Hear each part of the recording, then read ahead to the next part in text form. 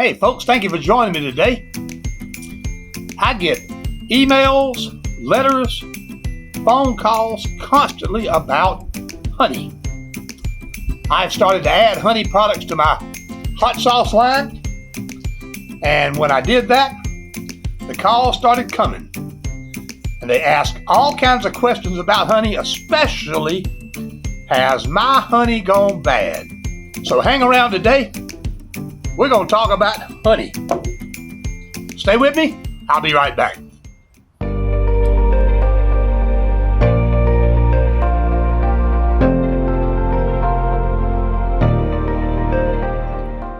Hey folks, this is Phil from Alabama Hot Sauce.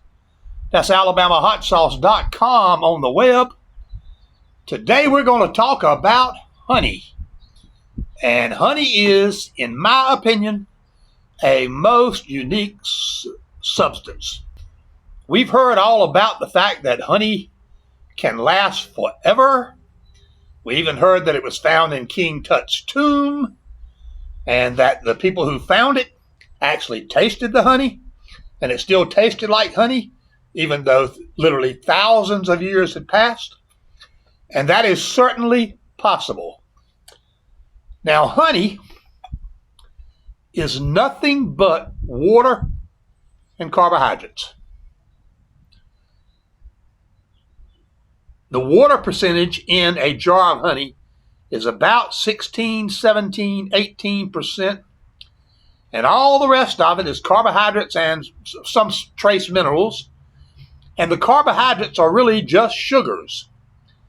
In this bottle of honey, there are little crystals of fructose and little crystals of sucrose. Okay? The two types of honey. Now, honey has another unique characteristic. It is so low in moisture that for these crystals to be floating around in here, the water actually has to be super saturated with crystals. And what that results in, it results in a state where the crystals are constantly wanting to get out of the honey. Now, I'm going to bring out a little saucer here, and I'm going to open up this beautiful jar of Alabama Hot Sauce Runny honey. And by the way, Runny honey refers to any honey that runs in its natural state. So this is Runny honey. And I'm going to dish out some of this Runny honey and look at this stuff with you. It is beautiful. It has that amber color we associate with beautiful honey. This particular honey was harvested in Cullman, Alabama. It is what's called single source honey, meaning this honey came from a single producer, not a bunch of different cities and different producers all put together like grocery store honey, but this is genuine, raw, single producer, local honey. And as you can see, it is beautiful. Now, what we're looking at here again is a little bit of water that is packed full, as a matter of fact, overfilled with little crystals of sucrose and glucose. So honey is really nothing but sugar, okay? Because this honey contains more of those glucose and sucrose and fructose crystals than it can hold, the crystals are constantly wanting to fight their way out to get out of the water. These crystals are so tiny, you can't even see them. But if a crystal leaves the saturation, the solution that it's in, and goes out into the water, it is likely to run into another crystal. And if it runs into another crystal, because there's millions and millions of crystals in here, lots of them are trying to get out. If it runs into another crystal, it bumps into it, and now it's created a slightly bigger crystal. And if this process continues, that's considered honey crystallization. Honey crystallization is one of the perfectly natural states that honey will be in. Honey is not just naturally liquid. Honey is anywhere from liquid to partially crystallized to fully crystallized to what we call fully set.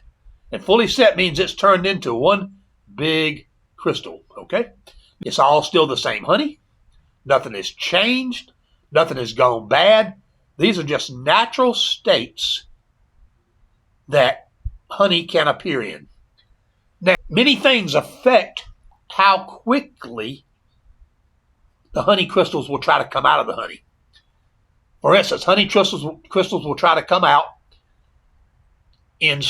from some honeys, and they'll come out very quickly. In other honeys, they seem not to come out at all.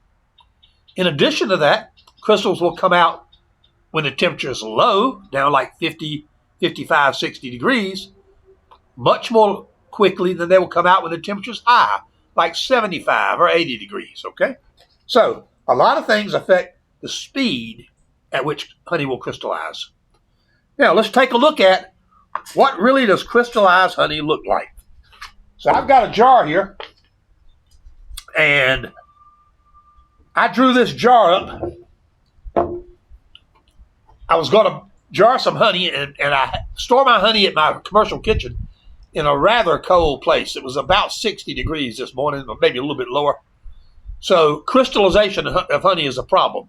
Now, I buy honey in these 5-gallon buckets, and so I've got dozens of these buckets sitting back there full of honey. And I open them up when I go to draw out honey, and I see which ones are still runny, which ones are starting to crystallize. If they're starting to crystallize, I have these things called bee blankets that fit right down over the honey, and I plug them up, and it gets the temperature up to about 110 degrees.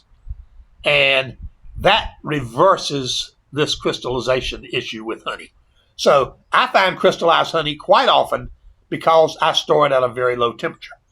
Now let's take a look at what honey looks like when it has started to crystallize.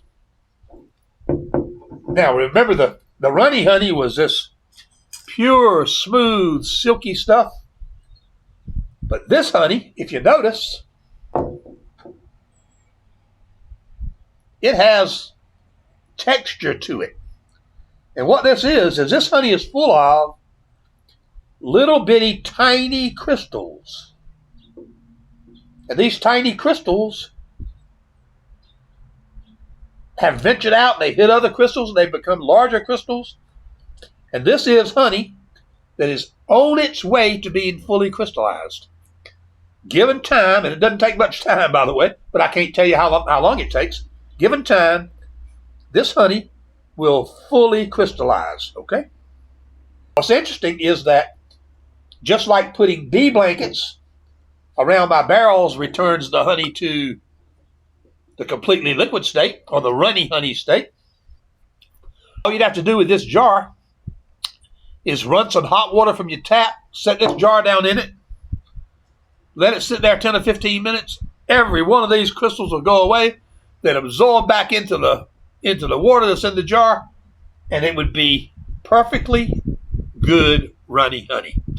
Honey doesn't go bad. No matter what state it gets in, you can return it to runny honey, okay? Now, so this honey is on its way. We can see that it's got these crystals in it. We see that this stuff is, let me get a little, honey's also sticky, so I don't like to leave it spilled around here. So we've got the runny honey, and we've got the honey that started the process of crystallization. Now, I also found this jar of honey in one of my barrels. This jar of honey is what we call set honey. This honey is crystallized into very, very, very large crystals. They've gathered together. Each crystal is literally thousands and thousands and millions of little bitty microscopic crystals. And this honey is set pretty hard. Honey. Now, what I'm going to do, I'm going to bring out another paper plate. We're going to open this honey up. And the first thing we're going to see is that this stuff is really thick. Look at this. That is Well, I wouldn't quite define this as completely set honey because it can get a little harder, believe it or not. But I'm telling you, this honey is headed there. Now, this honey has a unique standing among honey lovers. In very, very cold climates, I'm thinking of Vermont, which is a very, very big honey state, but it's also very cold. As you can imagine, since cold temperatures cause honey to crystallize quickly, in Vermont, when they draw honey from the honeycomb and put it in jars, it crystallizes pretty quick unless they store it in a really, really warm place. But when it's in barrels, stored in a warehouse, this honey is going to crystallize. As a matter of fact, honey in this configuration is known as Vermont honey. And it is a delicacy among people in New Hampshire, Vermont, and the very northeastern states. They spread this stuff on toast. They spread this on biscuits. They spread it on cornbread. They use it to coat hams before they cook them. I mean, crystallized honey is a real big deal in some of those northeastern states. So even though we can take this honey, which is very heavily crystallized, and we can put it in some hot water out of our tap for 10 or 15 minutes, it will return to this completely runny honey. There are places that don't want that to happen. They would consider it malpractice in Vermont to condition this honey back down to the runny state because this is the way they love it. I'll point out to you that unlike runny honey, when you eat this honey crystallized this much, it's going to be very gritty and grainy on your tongue. It's going to taste good. It's going to take a while for the taste to get to your taste buds because when you put a spoonful of this or put a toast with this covered on it in your mouth, you got to wait for those crystals to melt or dissolve before your taste buds can receive them, okay? So we've got runny honey. We've got honey that's headed to the crystallization process. And we've got honey that is already pretty solidly crystallized. But there's one more. At Alabama Hot Sauce, in addition to selling runny honey and hot honey and garlic fermented honey and all things of that sort, I also sell cream honey. Now, cream honey is a crystallized honey that's done in a very, very controlled way. Now, remember I told you that when honey begins to crystallize, when the first crystals start to develop in a jar of runny honey, they bump into other crystals, and that becomes a bigger crystal. And then that bigger crystal bumps into some more, and that becomes a bigger one. And gradually, you get to the point where your honey is big crystals like this, or even possibly solid one big glob of crystals in your jar, okay? What we do with creamed honey is we control that process of crystallization. Now, to make cream honey, what I do is I take honey like this, which has started to have very small crystals. I put it in perfectly good runny honey. I then subject it to very high-speed mixing, much like you'd make a cake batter. But this mixing goes on for hours and hours and hours. And what we're doing is, while the crystals are growing in this honey, or coming out of this honey and trying to find other crystals, we're keeping them chopped up so they can't conglomerate into big, ugly crystals. So as long as we keep them chopped up, what you have is you have honey that is made of little tiny crystals. And those little tiny crystals are silky and smooth. So what I'm going to do is I'm going to come in here and I'm going to take out some creamed honey and put it here on the plate. And you'll notice a couple of things. First, it's a very smooth looking texture, this honey. Secondly, it has a very unusual color. And it spreads. Look at this. You can spread creamed honey just like you'd spread peanut butter or jam or jelly. And that makes this perfect for use on toast, on biscuits, on cornbread, on fried chicken.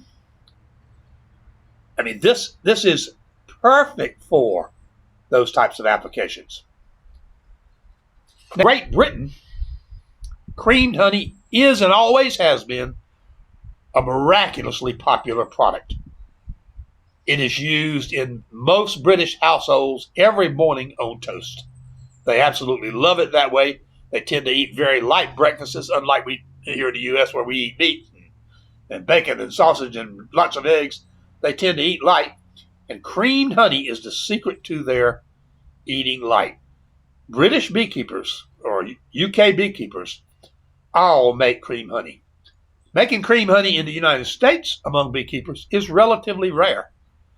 We seem to prefer the traditional runny honey. But what we've done at Alabama Hot Sauce is we have produced cream honey which will allow you to experience this unbelievable, amazing texture.